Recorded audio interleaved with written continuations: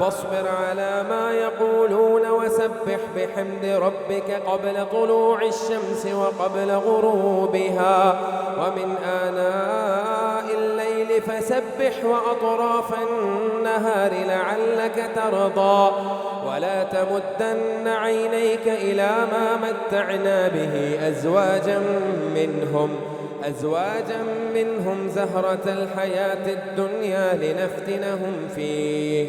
ورزق ربك خير وأبقى وأمر أهلك بالصلاة واصطبر عليها لا نسألك رزقا نحن نرزقك والعاقبة للتقوى وقالوا لولا يأتينا بآية من ربه أولم تأتهم بينة ما في الصحف الأولى ولو أنا أهلكناه بعذاب من قبله فقالوا ربنا لولا أرسلت إلينا رسولا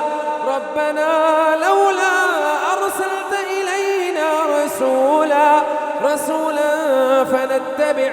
آياتك من قبل أن نذل ونخزى قل كل